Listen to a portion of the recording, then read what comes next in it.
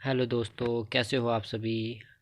आज का हमारा टॉपिक है सरकार का स्वरूप, स्ट्रक्चर ऑफ गवर्नमेंट। तो इसमें हम सबसे पहले बात करेंगे संसद के बारे में। तो संसद होती क्या है और संसद बनती कैसी है। तो फ्रेंड्स, बात करते हैं इसके बारे में।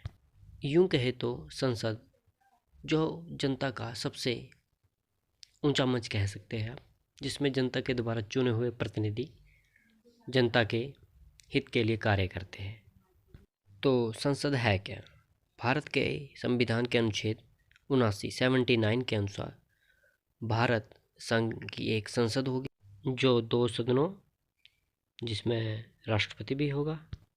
अब ये 2 सदन कौन कौन से होंगे। इसमें पहला सदन होगा आपका राज्यसभा, वो लोकसभा। अब बात करते हैं कि राज्यसभा और लोकसभा है क्या। ये तो आपने पहले भी पढ़ चुके हैं, पर इसमें थोड़ा थोड़ा सा हम जान लेते हैं कि राज्यसभा और लोकसभा है क्या। तो लोकसभा लोकसभा संविधान का निचला सदन आप कह सकते हैं, या निम्न सदन इसे कह सकते हैं। तो जो लोकसभा है उसके जो जो लोकसभा जिन प्रतिनिधियों द्वारा गठित होती है, जो प्रतिनिधि इसमें होते हैं वो लोगों द्वारा वयस्क मताधिकार द्वारा चुने जाते हैं। ठीक है, जिनका चुनाव प्रत्यक्ष विधि द्वारा किया जाता है। अब लोकसभा के सदस्यों की संख्या 552 है, जिसमें 530 सदस्य विभिन्न विभिन्न स्टेट से आए होते हैं, विभिन्न राज्यों से आए होते हैं, और 20 जो सदस्य होते हैं वो केंद्र शासित प्रदेश से होते हैं। और जो 2 सदस्य हैं आंग्ल भारतीय समुदाय के, उनका चुनाव भी राष्ट्रपति के द्वारा किया जाता है। तो कुल मिलाकर 552 सदस्य हो जाते हैं। और फ्रेंड्स, एक ज़रूरी बात, जो 104वां संवैधानिक संशोधन 2019 द्वारा, और जिसे जनवरी 2020 में समाप्त कर दिया, अब लोकसभा के सदस्यों की संख्या 550 रह गई है। ये तो हुई लोकसभा की बात, हमारा निम्न सदन, पहला सदन। अब बात करते हैं हमारे दूसरे सदन के बारे में। तो हमारा दूसरा सदन है राज्यसभा। इसको हम ऊपरी सदन भी कहते हैं। तो राज्यसभा में जो इसके सदस्य हैं उनकी अधिक से अधिक संख्या 250 हो सकती है, और जिसमें कि 12 सदस्य के वो राष्ट्रपति चुनता है। और जो 12 सदस्य होते हैं वो कला, साहित्य, विज्ञान और समाज सेवा क्षेत्र में विशेष ज्ञान रखते हो राष्ट्रपति उन्हीं सदस्यों को चुनता है। और फ्रेंड्स, आपको बता दें कि जो राज्यसभा के सदस्य हैं उनका कार्यकाल 6 वर्ष का होता है, और जो लोकसभा के सदस्य हैं उनका कार्यकाल 5 वर्ष का होता है। और आपकी राज्यसभा में जो राज्यसभा का सदस्य होने की योग्यता है वो आपका भारत का नागरिक होना चाहिए, और उसकी आयु 30 वर्ष से कम ना हो। और बाकी तो सेम ही होता है कि वो दिवालिया या पागल वगैरह ना हो। और जो लोकसभा की सदस्य की संख्या वो 25 वर्ष है। ये तो बात होगी 2 सदनों हमारे राज्यसभा और लोकसभा के बारे में। तो दोस्तों, अब आपको पता लग गया होगा कि संसद कैसे बनती है। लोकसभा, राज्यसभा और राष्ट्रपति को मिलाकर हमारी संसद बनती है। ये तो बात होगी भारतीय संसद की। अब हम बात करते हैं संसद की कुछ शक्तियाँ, संसद को क्या क्या शक्तियाँ प्राप्त है। तो चलो फ्रेंड, स्टार्ट करते हैं हमारी पहली शक्ति है जो संसद को प्राप्त है। तो हमारी पहली शक्ति है विधायी शक्ति, लेजिस्लेटिव पावर, जो संविधान के अनुच्छेद 107 के अंतर्गत संविधान के दोनों सदनों को मिलाकर साधारण विधेयक को स्वीकार करती है, जो राष्ट्रपति के हस्ताक्षर के बाद कानून बन जाता है। और दोस्तों, आपको एक बात बता दें कि संसद को जो संघ के जो क्षेत्र है उनमें कानून बनाने का पूर्ण अधिकार होता है। तो हमारी अगली शक्ति है आपातकाल की घोषणा, डिक्लेरेशन ऑफ इमरजेंसी।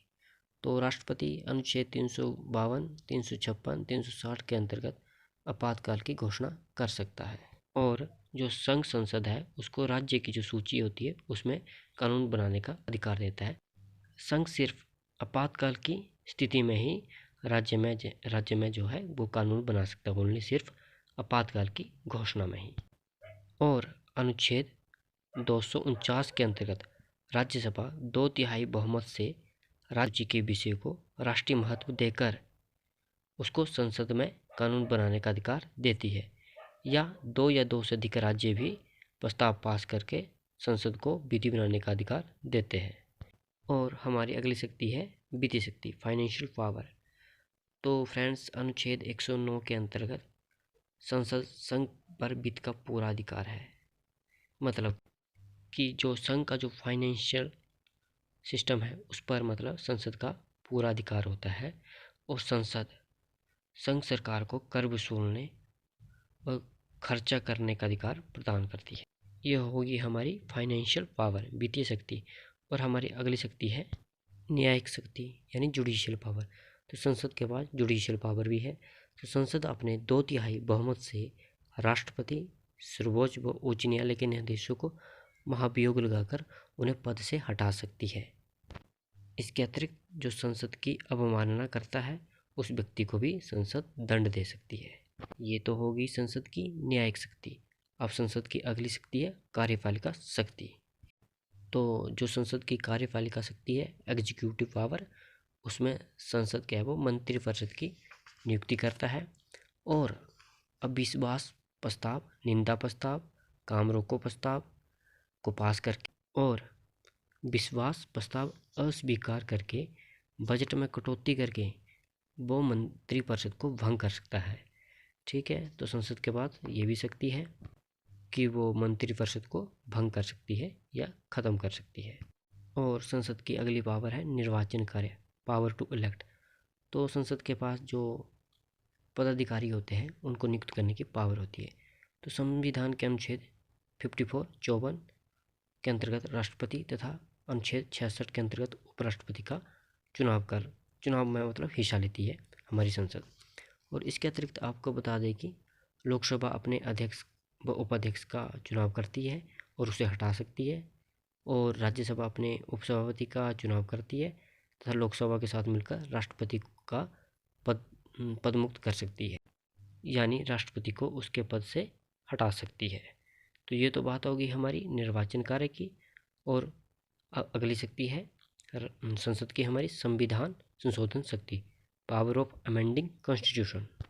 तो संविधान के अनुच्छेद 368, 368 की जो प्रक्रिया है उसके अनुसार संसद 2/3 बहुमत के साथ संविधान में संशोधन कर सकती है, कुछ बदलाव कर सकती है। ये तो बात हो गई संसद की शक्तियों के बारे में। तो दोस्तों, आपको हमारा वीडियो कैसा लगा ज़रूर बताएं, जिसमें हमने आपको संसद के बारे में सरकार का स्वरूप बताया। तो फ्रेंड्स, वीडियो को लाइक, शेयर, सब्सक्राइब करना ना भूलें। मिलते हैं अगले वीडियो में।